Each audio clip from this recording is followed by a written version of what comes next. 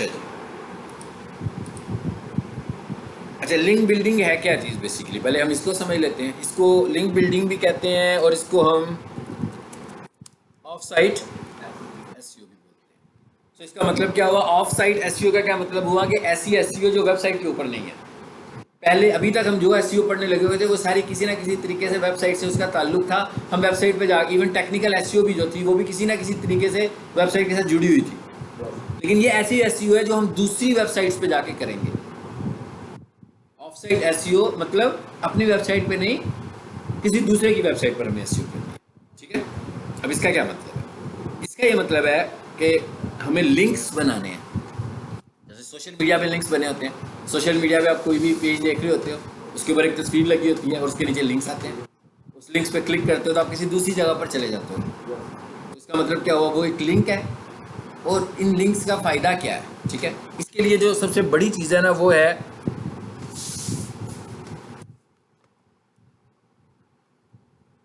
हमारी website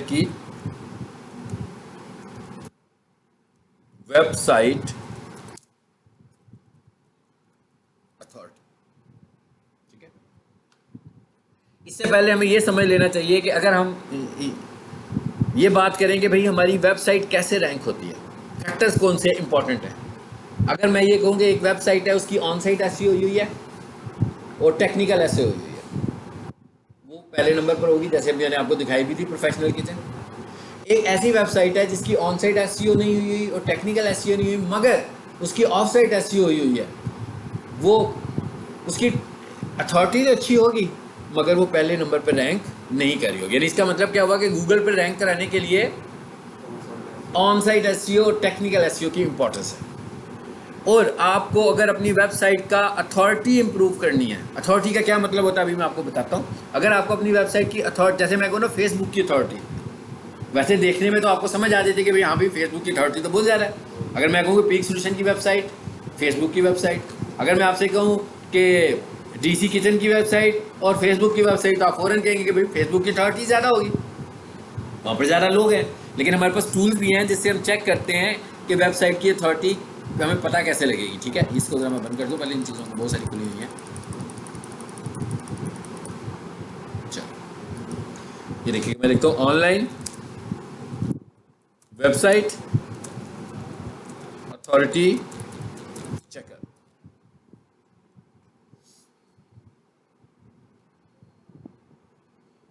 so इनमें जो सबसे अच्छी वेबसाइट है जो अथॉरिटी चेक करने के लिए वो AHREF की है। ठीक है, सो मैं AHREF पे जाकर इसकी अथॉरिटी को चेक कर सकता हूँ।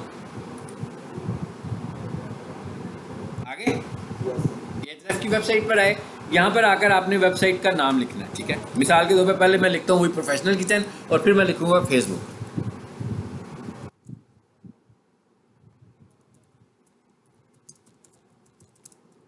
ये मैं लिखा प्रोफेशनल किचन इक्विपमेंट, ये तो एड्स आ रही हैं ऊपर।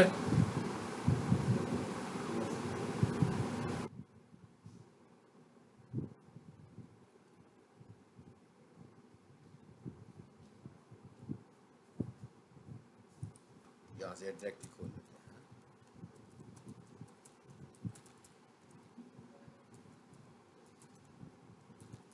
हैं, ऐसे ही था ना।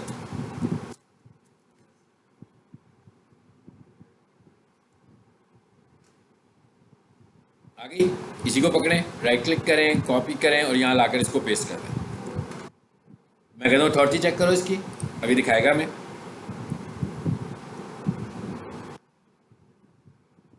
ये क्या है? 2.4 आउट ऑफ 100। इसकी अथॉरिटी 2.4 है आउट ऑफ 100। ठीक है, सो बहुत वीक है। लेकिन जब हम कीवर्ड लिखते हैं तो ये पहले नंबर पर वेबसाइट आती है। हो सकता है कि जो नीचे वेबसाइट्स आ रही हैं उनकी अथॉरिटी इससे अच्छी हो मगर वो रैंक नहीं कर रही हैं। रैंक ये किस वजह से कर रही है? एसईओ की वजह से कर रही है। ठीक है, अच्छा अब मैं यहाँ आता हूँ और यहाँ आके लिखता हूँ मैं फेसबुक। फेसबुक लिख रहा हूँ, अपना फेसबुक का पेज नहीं दे रहा, आपका फेसबुक का पेज भी नहीं दे रहा, बल्कि मैं सिर्फ सिंपली फेसबुक की अथॉरिटी चेक करना चाहता हूँ।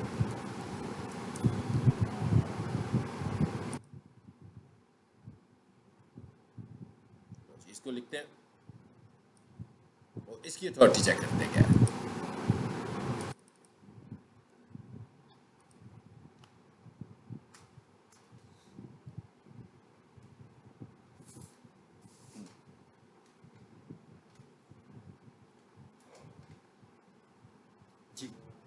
पता लग गया? अच्छा, अब लिंक बिल्डिंग क्या चीज़ है? यहाँ पर क्या लिखा हुआ आ रहा है जी? 100 इसकी अथॉरिटी है, बैकलिंक्स इस पे 243 मिलियन बैकलिंक्स इस पे लगे हुए हैं, ठीक है। और लाइकिंग वेबसाइट्स में क्या आ रहा है? 719K डू फॉलो लिंक्स इसमें लगे हुए हैं। अभी मैं आपको बताता हूँ डू फॉलो लिंक्स क्या होते हैं। अभी तो हमने एक चीज़ चेक की है सर, मैंने आपको बताया कि वेबसाइट अथॉरिटी होती क्या है। अब आपको पता लग गया कि वेबसाइट अथॉरिटी क्या है, कि वेबसाइट अथॉरिटी, और ये वेबसाइट अथॉरिटी बनती कैसे है?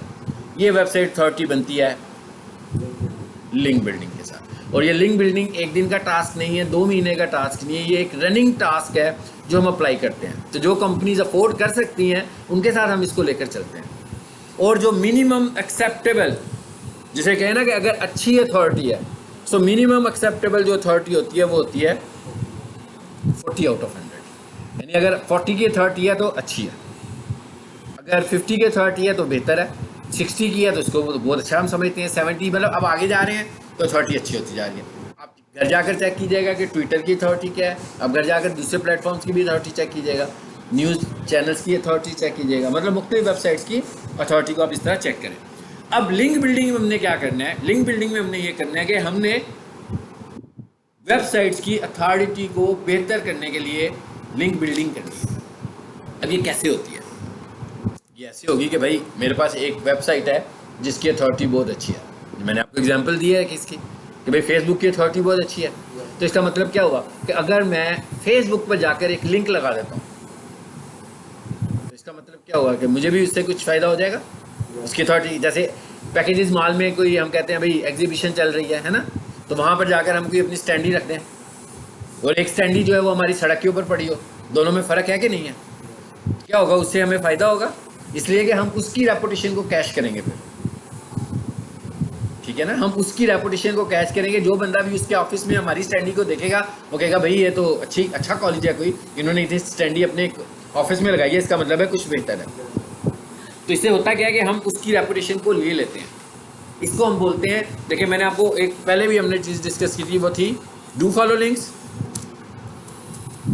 और नो फॉलो लिंक्स, ठीक है। ये क्या चीज़ है? डू फॉलो लिंक्स का क्या मतलब होता है कि एक वेबसाइट है, उसके ऊपर एक लिंक लगा हुआ है, ठीक है, और उसकी टाइप डू फॉलो है कि नो फॉलो है। अगर उसकी टाइप डू फॉलो है तो इसका मतलब ये हुआ, अगर उसकी टाइप डू फॉलो है तो इसका मतलब क्या हुआ कि वो उसको लिंक जूस दे रहा है। मैंने एक नई टर्म यूज़ किया है, लिंक जूस। लिंक जूस का क्या मतलब है? लिंक जूस का मतलब ये है कि भाई उसकी अथॉरिटी 100 है, उस बेचारे की भी अथॉरिटी बन रही है, शुरू हुई है 2 पे था अभी वो, तो एक फेसबुक से लिंक मिला तो हो सकता है कुछ पॉइंट्स में उसकी अथॉरिटी बढ़ गई हो, एक ट्विटर से उसको लिंक मिला और अच्छी हो गई हो, इंस्टाग्राम से लिंक मिला, अब क्या हो रहा है कि वो उसकी अथॉरिटी को कैश कर रहा है। इसका मतलब ये नहीं है कि अगर उसकी अथॉरिटी 100 थी और उसने उसको लिंक यूज़ किया तो उसकी अथॉरिटी 100 से 99 पर आ गई। जैसे मैं कहता हूँ कि उसने 2 पॉइंट्स अथॉरिटी के उसको दिए, तो इसका मतलब ये नहीं कि उसने अपने 2 पॉइंट्स लूज़ किए, उसके अपने पॉइंट्स उतरे के उतरे ही हैं, लेकिन उसने क्या किया, उसको लिंक यूज़ कर दिया। इस तरह करने से क्या हो रहा है कि दूसरे की अथॉरिटी बेहतर होना शुरू हो जाएगी। और जितने ज़्यादा हम लिंक्स लगाएंगे, आप देख रहे हैं ना लिंक्स की तादाद ज़्यादा थी ना इस पर, नंबर ऑफ लिंक्स और अच्छे वाले लिंक्स।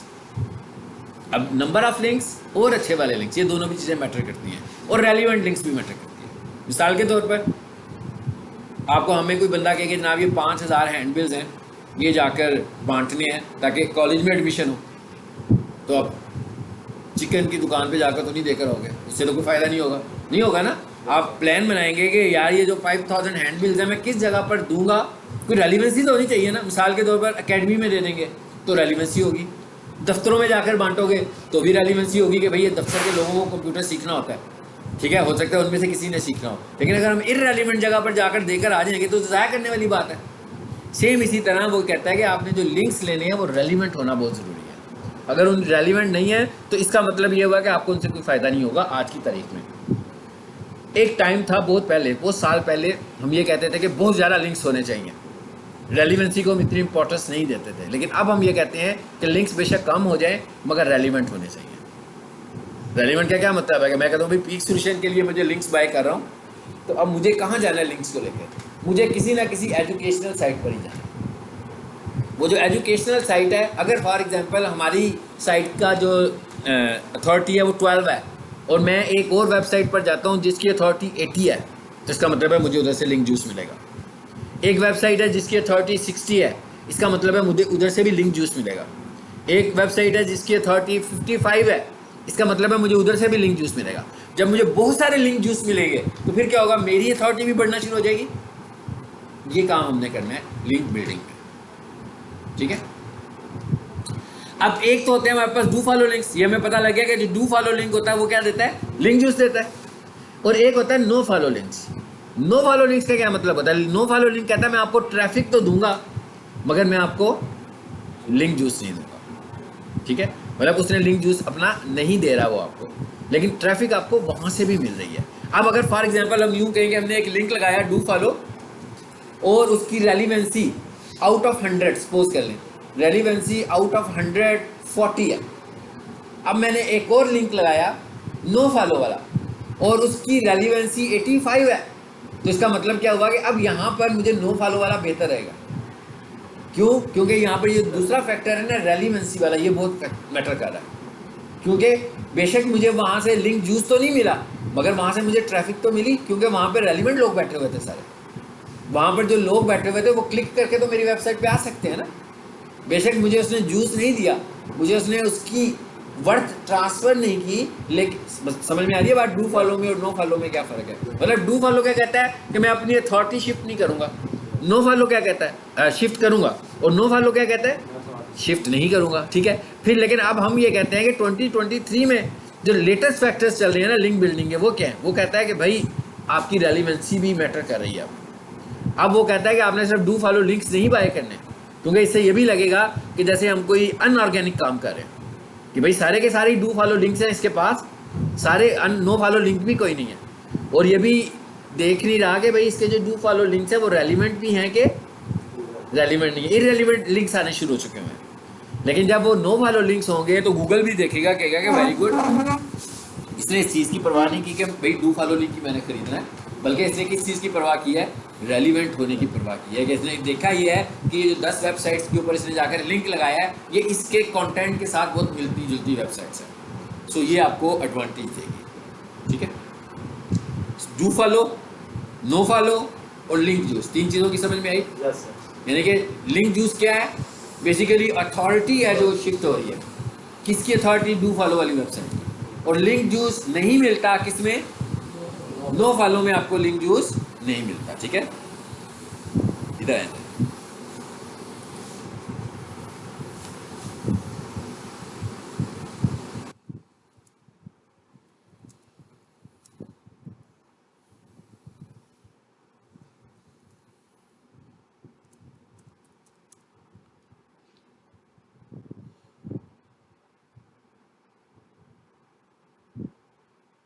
इसमें मैं क्लिक कर रहा हूँ, देखिएगा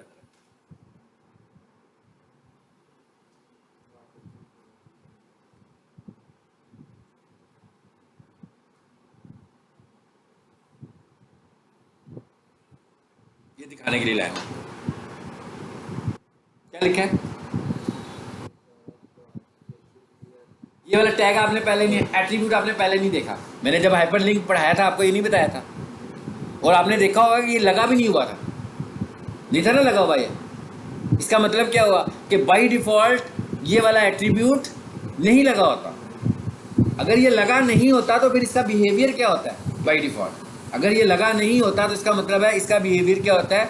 डू फॉलो। यानी कोई भी हाइपर लिंक होगा असल में वो क्या है? डू फॉलो है। लेकिन अगर आप कह रहे हैं कि नहीं भाई आपने तो इसको डू फॉलो नहीं बनाना, आपने तो इसे बनाना है नो फॉलो, तो फिर हम क्या करेंगे? मेंशन करेंगे। यानी कि by default her link do follow है। अगर आप चाहते हैं कि भाई ये लिंक डू फॉलो नहीं होना चाहिए, ठीक है, इसी तरह हम पहचानेंगे भी। किसी लिंक बिल्डिंग की वेबसाइट पे जाएंगे और ये देखेंगे जाकर के भाई ये मुझे डू फॉलो दे रहा है कि नो फॉलो दे रहा है। कोड में जाएंगे, उसके जितने भी एंकर्स होंगे मैं सारे देख लूंगा जाकर। कोड में जाकर देखेंगे जहाँ पर लिंक लग रहा है हमारा, कोड में जाकर देखेंगे क्या वो डू फॉलो दे रहा है कि नो फॉलो दे रहा है। अगर तो उसका रिलेशन का एट्रीब्यूट मेंशन ही नहीं है, इसका क्या मतलब हुआ? डू फॉलो लिंक है। ठीक है, हमें ढूंढने के relevant and do follow links.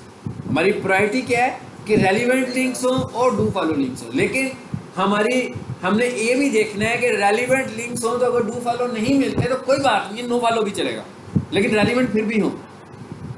तो अगर रेलिवेंट भी नहीं है और नो फॉलो भी है, फिर हम उन्हें कंसिडर करने की जरूरत नहीं है, क्योंकि उससे हमें कुछ मिलना ही नहीं है। जब हमसे रेलिवेंट नहीं है तो क्लिक्स होने के चांसेस तो है ही नहीं, कोई भी बंदा उस पर आएगा ही नहीं, हमारे लिंक्स के ऊपर आएगा ही नहीं। ठीक है, तो ये पहचानने का तरीका मैंने आपको बता दिया। क्या तरीका है? ये तरीका। और मैंने ये भी बता दिया कि बाय डिफॉल्ट कोई भी हाइपर लिंक जो होता है वो क्या होता है? डू फॉलो होता है। पता कैसे लगेगा कि ये नो फॉलो है? उसमें ये एट्रीब्यूट आपको नजर आएगा। कौन सा एट्रीब्यूट नजर आएगा? Relation equals to no follow. आ जाते हैं आगे। अब जरा आगे बात करें।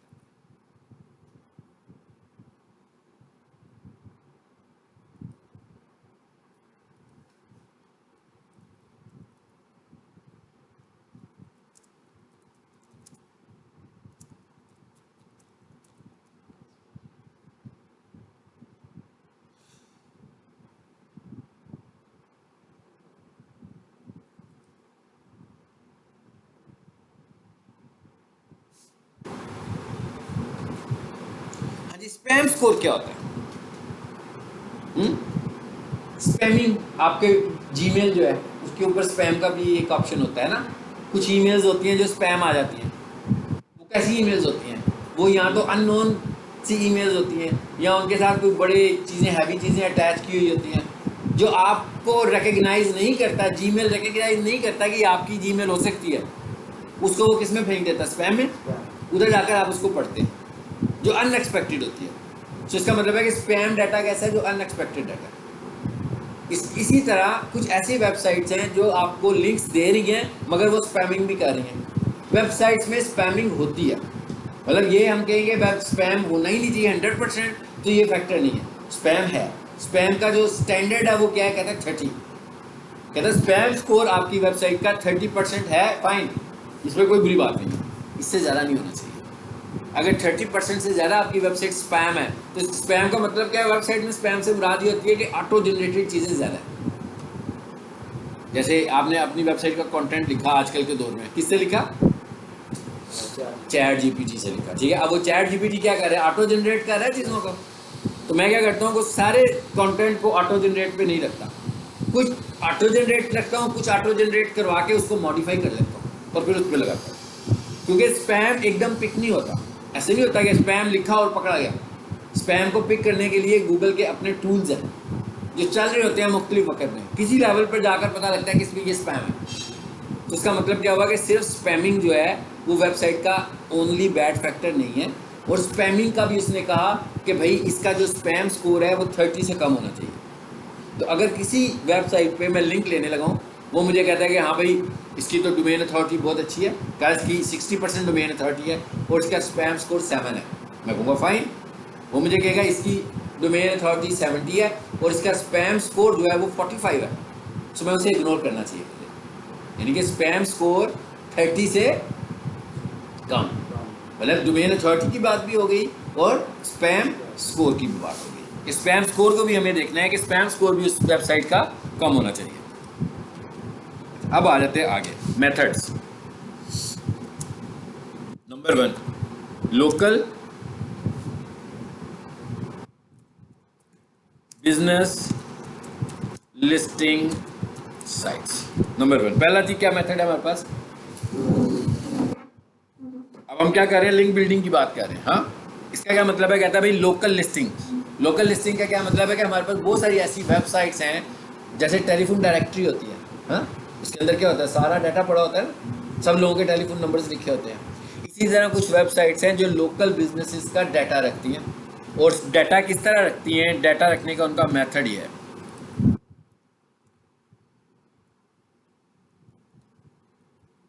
ये वाला मेथड, नेम,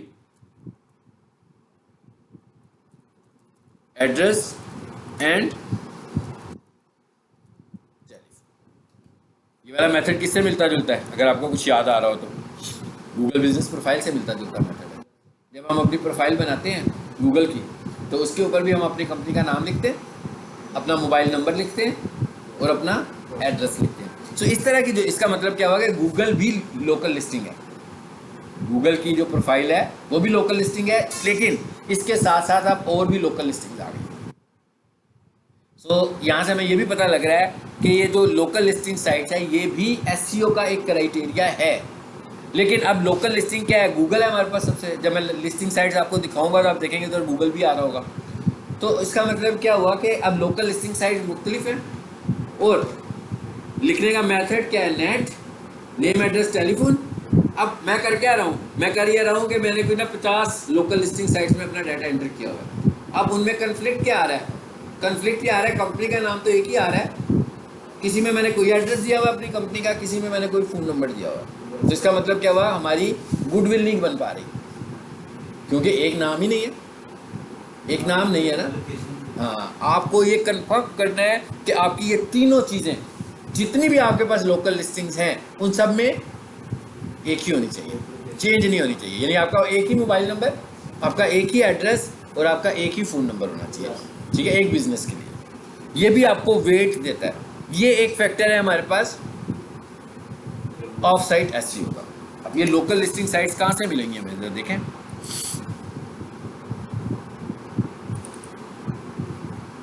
मैंने एक पेज खोला है, इस पर मैंने कुछ किया होगा इसलिए इसे मैंने खोला है। प्रोफाइल सबमिशन है, इस पे आ जाए।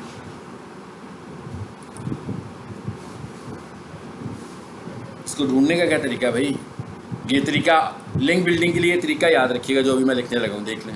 High PR local listing sites. अब ये लोकल का मतलब क्या हुआ, क्या मैं पाकिस्तान की वेबसाइट चला रहा हूँ तो लोकल का मतलब पाकिस्तान है। अगर मैं इंडिया की वेबसाइट चला रहा हूँ तो लोकल का मतलब इंडिया होना चाहिए, और अगर मैं कनाडा की वेबसाइट चला रहा हूँ तो लोकल का मतलब कनाडा होना चाहिए, ठीक है। सो मैं उसी हिसाब से चलूँगा, तो मैं यहाँ पर पाकिस्तान लिख सकता हूँ, हाँ, कि local listing sites of Pakistan, ताकि मुझे क्या चाहिए, पाकिस्तान की लिस्टिंग चाहिए। इधर हो जाए, ये क्या खुला है, आ गया। और एक और चीज़ याद रखेंगे, इस पे हम इनिशियली हम इस पे पेड पे नहीं जाते हैं, हमें जो फाइंड करना है ना फ्री फाइंड करना है। ये फ्री साइट्स मिली है ना हमें।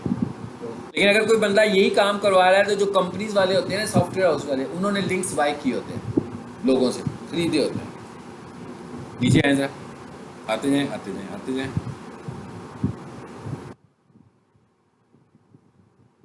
आ गई लिस्ट। ये क्या आ रहा है, DA भी आ रहा है इसका, डोमेन अथॉरिटी। एक PA भी होता है, पेज अथॉरिटी। पेज अथॉरिटी का मतलब होता है वो, उसमें ऑन साइट एसईओ भी शामिल हो जाती है पेज अथॉरिटी में, ठीक है। और एक और चीज़ आपको पता लग रही है कि स्टैंडर्ड किसका है, मोस का। ये गूगल का स्टैंडर्ड नहीं है, इसीलिए हम इसको कह रहे हैं कि ये ऐसा स्टैंडर्ड नहीं है जिसकी वजह से आपकी वेबसाइट ने रैंक करना है। ये ऐसा स्टैंडर्ड है जिसकी वजह से आपकी वेबसाइट की अथॉरिटी बढ़नी है। अथॉरिटी को मेजर कर रहा है मोस, जैसे गूगल है इसी तरह मोज है हमारे पास एक कंपनी। इधर आएंगे, अब हम इनमें से जाकर एक एक करके, अब हमने ये तारा कि इसकी ये है, इसकी ये लिस्टिंग आ रही है, ये भी एक आ रहा है, ये भी एक आ रहा है, ये भी एक आ रहा है। अब हमने क्या काम शुरू करना है, ये देखें, ये गूगल आ गया, ये सारी की सारी जगह हैं जहाँ पर जाकर ये बिंग आ गया।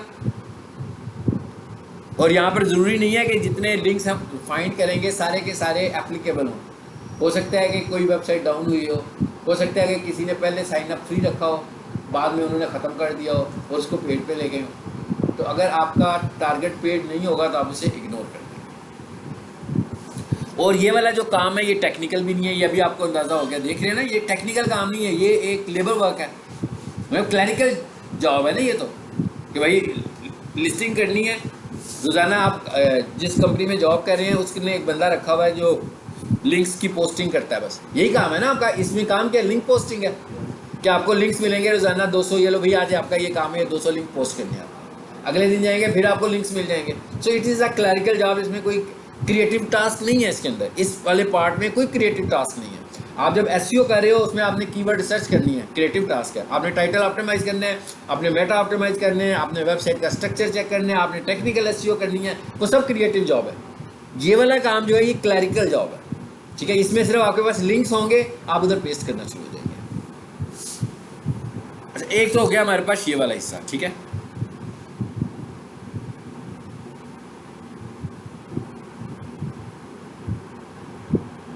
मैं देख रहा हूँ किस पे, एक पे क्लिक करते हैं।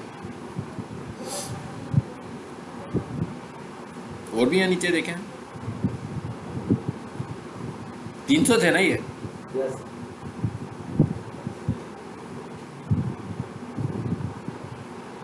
इधर ऊपर से अच्छी अथॉरिटी वाले।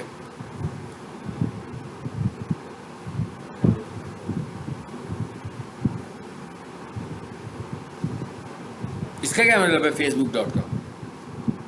फेसबुक पे जाकर आपने इस बिजनेस की प्रोफाइल बनाई। इसका मतलब क्या हुआ? लिंक मिल गया उधर से भी आपको एक। और फेसबुक से लिंक मिलने का मतलब क्या हुआ? 100 डोमेन अथॉरिटी वाला लिंक मिल रहा है, यानी उसका लिंक यूज अच्छा लिंक यूज है जो हमें पे करेगा। चलो जी, पहले ये क्या क्लासिफाइड है, इस पर क्लिक करो तो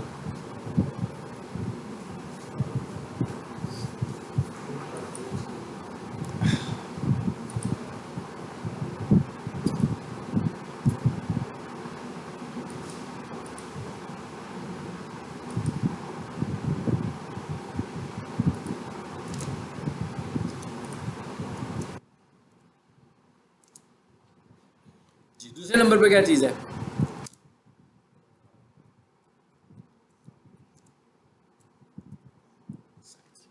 दूसरी कैटेगरी क्या है हमारे पास? Profile submission sites. ये तो थी ना लोकल लिस्टिंग के, इसमें नेट टाइप का एड्रेस होगा। प्रोफाइल का क्या मतलब है कि हम उधर, ये फेसबुक जो है it is like a profile. Facebook पे जाएंगे, अपना अकाउंट बनाएंगे, पूरी प्रोफाइल बनाते हैं ना आप। तो इस तरह की वेबसाइट पे हम जाएंगे तो हम अपनी प्रोफाइल्स क्रिएट कर रहे होंगे।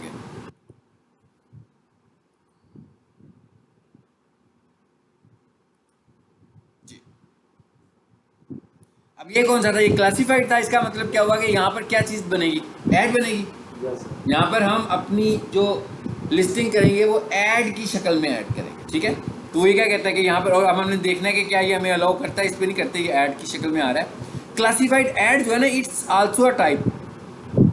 लेकिन आपने ये देखना है कि आपके पास जो वेबसाइट है क्या उसे क्लासिफाइड ऐड सूट करती है कि नहीं। क्लासिफाइड ऐड के लिए क्या है आपके पास? OLX, क्लास एफ, इस तरह की और बहुत सारी वेबसाइट्स हैं। ये भी हम ढूंढेंगे तो उनकी भी लिस्ट मेरे सामने आ जाएगी। लेकिन वो मैं ये देखूंगा कि क्या मेरी वेबसाइट ऐसी है जिसे मैं क्लासिफाइड ऐड में सेल कर सकता हूँ उसकी प्रोडक्ट को। मेरे पास प्रोडक्ट भी तो ऐसी होनी चाहिए ना जिसे मैं क्लासिफाइड ऐड में लेकर जा रहा हूँ। अभी इधर आओ जरा।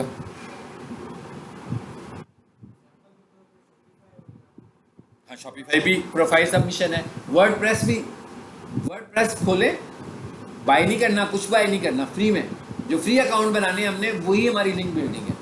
पेड अकाउंट हमारा लिंक बिल्डिंग नहीं है, ठीक है। पेड अकाउंट को वो कंसीडर नहीं करेगा।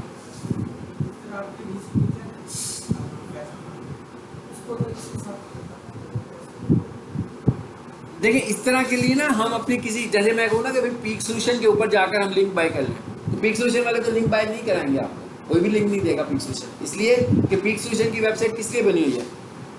अपने कोर्सेज की प्रमोशन के लिए, बस, और किसी काम के लिए बनी।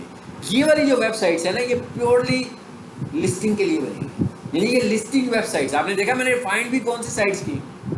मैंने जब फाइंड किया तो मैंने लिस्टिंग साइट्स को फाइंड किया। यानी ये वाली साइट्स बनती इसीलिए हैं कि इनके ऊपर बिजनेस लिस्टिंग होगी, और इसी वजह से इनकी जो अथॉरिटी है वो बढ़ती है, क्योंकि ये लिंक्स बाय कर करके, लिंक्स लगा लगा के इन्होंने अपनी डोमेन अथॉरिटी बढ़ाई होती है।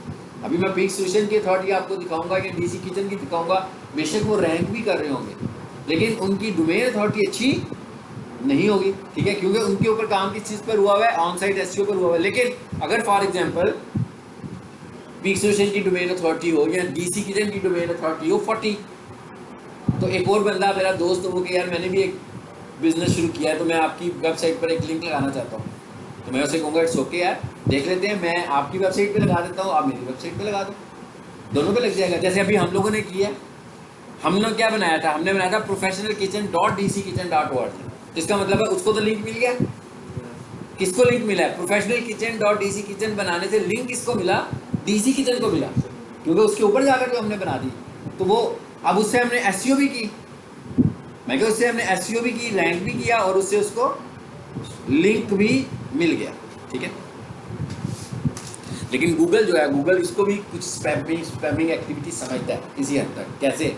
वो कहता है कि ये नहीं है कि आपने सारे लिंक खुद ही घर बैठ के नहीं बनाने हैं, ठीक है, आपको लिंक्स बाहर से मिलने चाहिए।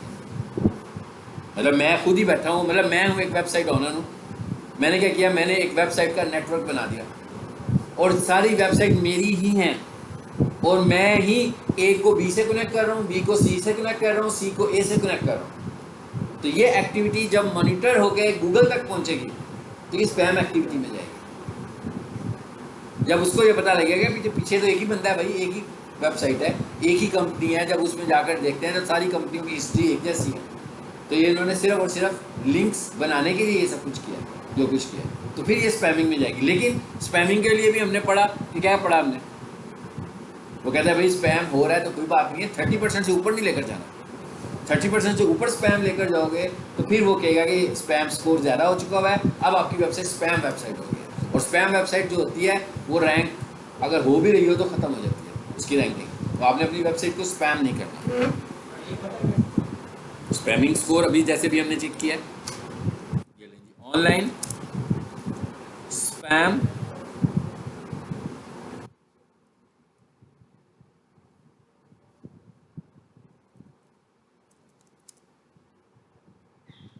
आगे।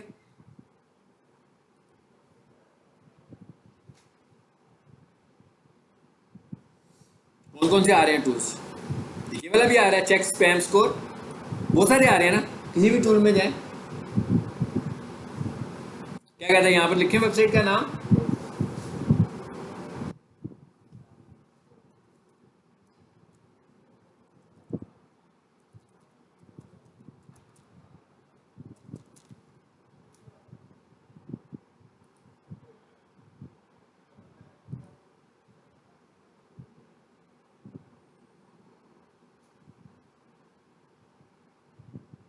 जी SSR है, ये है स्पैम स्कोर। कितना स्कोर है इसका? 1% आ रहा है।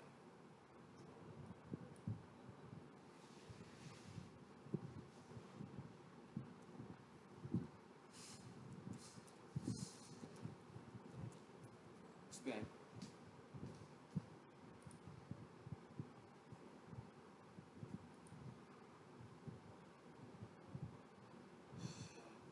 इसका भी बाई चांस 1% ही स्पैम स्कोर आ रहा है। ये डोमेन अथॉरिटी भी आ रही है इसकी। और ये किसके स्टैंडर्ड हैं? ये गूगल, हम गूगल से नहीं पूछ रहे कुछ भी। अब गूगल की बात खत्म होगी, जब हम on site SEO technical SEO से बाहर निकल आए तो गूगल की बात नहीं हो रही है। और गूगल की बात हम इसलिए कर रहे हैं, हमने रैंक करना है। अब हम क्या कर रहे हैं, अब हम वेबसाइट की वर्थ को चेक करने लगे हैं, उसके स्टैंडर्ड मोज ने बनाए हुए हैं, ये मोज के स्टैंडर्ड्स के ऊपर हम लोग चलने लगे हैं।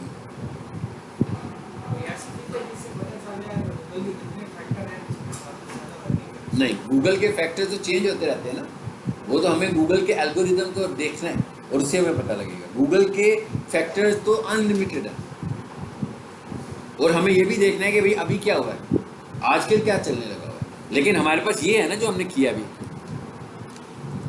ऑन साइट SEO चेकर लिख दिया हमने।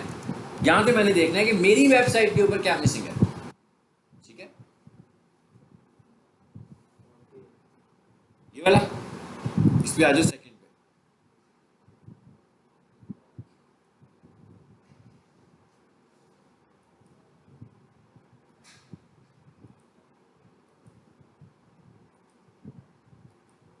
आगे ये आपको मैंने बताया था कि मोबाइल पे भी से इंस्टॉल करें।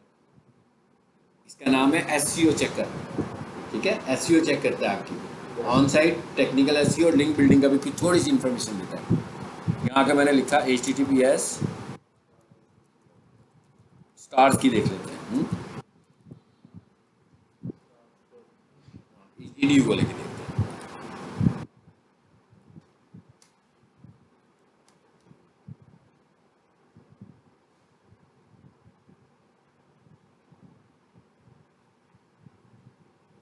आ गया?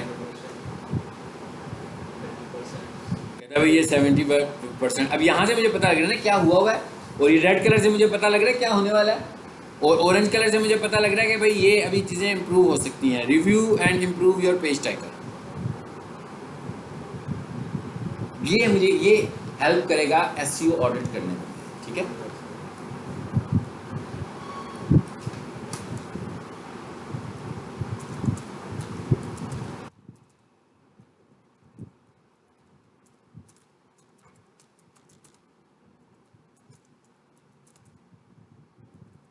इसकी एक क्लास अभी और होगी। ठीक है, नेक्स्ट टाइम, नेक्स्ट क्लास में हम इसको वाइंड अप करेंगे। प्रोफेशनल किचन पे आ गए।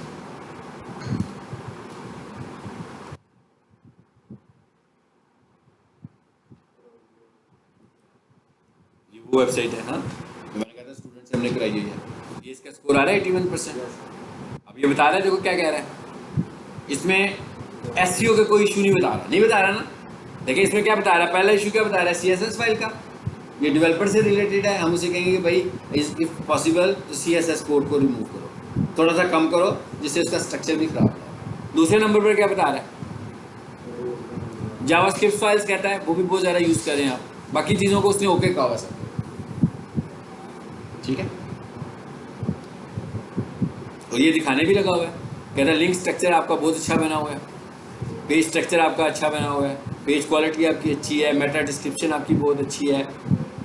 इसका जो स्कोर कम हो रहा है बेसिकली, अगर आप देखें तो कहाँ से कम हो रहा है, देखें लिंक बिल्डिंग से, कि लिंक बिल्डिंग नहीं हुई ना वेबसाइट की, तो अगर वीक क्योंकि इसकी लिंक बिल्डिंग नहीं है अच्छी, और सर्वर इशू है। अब ये देखिए, ये दो इश्यूज कहाँ से पकड़े हैं, कैसे हैं इशू दो। सेकंड लास्ट इशू किस चीज़ का है, सेकंड लास्ट इशू है सब डोमेन का। मैंने आपसे कहा था ना कि जो डोमेन, मेन डोमेन में जो वेबसाइट अपलोड होती है उसकी अथॉरिटी ज़्यादा होती है। तो अगर मैं इसको अभी उतारूँ यहाँ से और इसको हम किसी मेन डोमेन पे ले जाएं सब डोमेन से, तो एकदम इसका ये वाला स्कोर इंप्रूव हो जाएगा। तो हो सकता है ये 81 से हो सकता है 91 पर चली जाए एकदम, या 90 पर चली जाए। इसी तरह जैसे ही हम इसकी लिंक बिल्डिंग पे काम शुरू करें और लिंक्स लगाने शुरू कर दें इस वेबसाइट के, तो ये भी स्कोर इंप्रूव होना जाएगा, आहिस्ता आहिस्ता शुरू हो जाएगा। क्योंकि बाकी के सारे स्कोर ठीक है, पेज स्ट्रक्चर तो उसने 100% का हुआ है, तो इस एकदम ये 90+ में चली जाएगी वेबसाइट एसईओ। सो यहाँ पर वो आपको ये भी बता रहा है कि इसके एक्सटर्नल फैक्टर्स भी फिलहाल मैटर कर रहे हैं। और नीचे आए,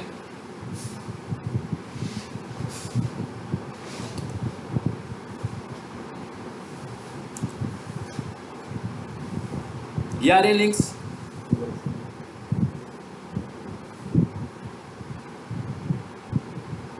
ये कहता है यहाँ पर आपने कोई एंकर टेक्स्ट में टेक्स्ट नहीं लिखा हुआ, कहता है इनको ठीक करें, ये वेबसाइट में ठीक होने वाली चीज़ है। ये परफॉर्मेंस में आकर देखें जा क्या है, कह रहा है पेज की स्पीड को भी आप थोड़ा सा ठीक कर सकते हैं। और नीचे आकर देखें, ये एक्सटर्नल फैक्टर्स आगे क्या कहता है, we don't find any backlinks, कहता है एक भी बैकलिंक नहीं है आपकी वेबसाइट पे, यानी इसका हमने बैकलिंक बनाया। ये मैंने आपको बताया था कि स्टूडेंट से हमने काम करवाया था और उसने सारी ऑन साइट एसईओ करके इस वेबसाइट को महीने डेढ़ में रैंक किया था और पहले पेज पे लेकर आया था। हालांकि कोई ऑफ साइट एसईओ का कोई काम नहीं है, लेकिन उसके बाद वजूद ऑन साइट और टेक्निकल एसईओ, मतलब इन दो चीज़ों से इसने वेबसाइट को रैंक किया। और ये वेबसाइट 40 दिनों में रैंक हुई थी, 40 डेज में। हाँ, मिले थे ना स्टूडेंट से। अच्छा, ये देखें, ये रोबोट्स की फाइल आ रही है, मतलब सारा ये, अगर आपको बंदा कहेगा ना, ये पहला टास्क है आप लोगों का। आपको जो मैंने असाइनमेंट देंगे ना, फाइनल प्रोजेक्ट देना है, उसमें भी यही टास्क होगा आपका कि भाई आपने वेबसाइट का ऑडिट करके देना है मुझे। वेबसाइट का ऑडिट टूल्स की मदद से करेंगे, बनाएंगे आप डॉक्यूमेंट, लेकिन करेंगे टूल की मदद से, और इस टूल से एनालिसिस करके आप बताओगे कि भाई ये वाला काम भी हुआ है, ये वाला काम नहीं हुआ, ये वाला काम नहीं हुआ। इसका मतलब क्या हुआ कि ये काम इस पे होने वाले हैं। अगर हम इस वेबसाइट को देखें तो हमें समझ में आती है ना, क्या समझ में आती है, मोटी मोटी समझ में आती है क्या होने वाला है। थोड़ी सी इंप्रूवमेंट जावास्क्रिप्ट में होने वाली है, सीएसएस कोड में होने वाली है, और लिंक्स पे काम होने वाला है। यानी लिंक बिल्डिंग पे काम नहीं हुआ, लिंक बिल्डिंग पे काम होने वाला है। फिर क्या है कि इसको सब डोमेन से डोमेन में आना चाहिए। जब ये सब डोमेन से डोमेन पर आएगी तो इसका स्कोर और ज़्यादा इंप्रूव हो जाएगा। ये है एसईओ ऑडिट। लेकिन जब अगर मैं दूसरी वेबसाइट की बात करूं जो पहले आ रही थी, उसको अगर हम देखें तो हम कहें उसके लिए क्या करना है, ये थी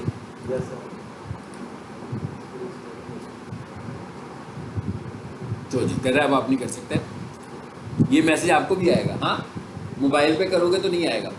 मैं कहा मोबाइल पर ऐप यूज़ करोगे ना तो नहीं आएगा, अदरवाइज़ आप क्या करें, इसको लॉगिन कर लें। मेरा ख्याल है मैंने इस पर किया होगा लॉगिन, गूगल लॉगिन कर लोगे ना फिर आप कर पाएंगे। वो कहता है कि फ्री आप नहीं कर सकते इतने सारे, फ्री टेस्ट के लिए उसने एक लिमिट रखी हुई है, ये है फ्री।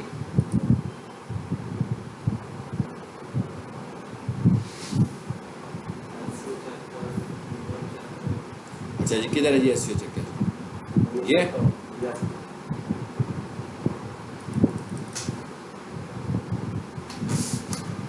चलिए ये वाली वेबसाइट लें, इसके ऊपर मैं आजकल काम कर रहा हूँ, अभी शुरू किया इसका काम। सोफ़ा कारपेट,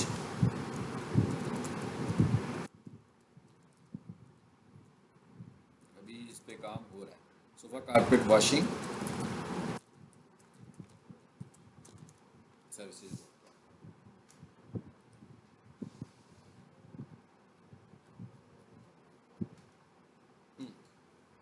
अब ये देखिए यहाँ पे पता लग रहा है हमें कि इसमें क्या क्या हुआ है और अभी क्या होने वाला है। पेज क्वालिटी कहते हैं इसकी थोड़ी सी बेहतर होने वाली है, अभी फिलहाल कितनी है, अबाउट 80%। हाँ, अच्छा, उसके बाद पेज स्ट्रक्चर कहता है बेहतर होने की बहुत गुंजाइश है अभी इसमें, अभी 64% है। जैसे हम इसका पेज स्ट्रक्चर बेहतर करेंगे तो ये स्कोर अच्छा खासा बढ़ेगा। अच्छा, उसके बाद सर्वर का इशू अभी भी शो कर रहा है इसका, हालांकि ये मेन डोमेन के ऊपर ही है। हाँ, उसके बाद क्या लिखा हुआ आ रहा है, एक्सटर्नल फैक्टर्स कितने हैं इसके, 30% है। अब यहाँ से वो कह रहा है कि क्या होने वाला है, बता रहे, कहते हैं CSS और जावास्क्रिप्ट। उसके बाद क्या कहता है, रिमूव डुप्लीकेट हेडिंग टेक्स्ट। कहता है भाई आपकी वेबसाइट में ना डुप्लीकेट हेडिंग टेक्स्ट हैं, बार बार लिखे हुए हैं, उनको ठीक करें। तो ये है जो हमें टेक्स्ट वो करना होता है, पहले ऑडिट करना होता है। पता लग रहा है, ये नीचे कीवर्ड्स भी आ रहे हैं उसके, लॉन्ग कीवर्ड्स भी आ रहे हैं और शॉर्ट कीवर्ड्स। चलिए आज इतना ही रखते हैं, अगली क्लास में इंशाल्लाह इसको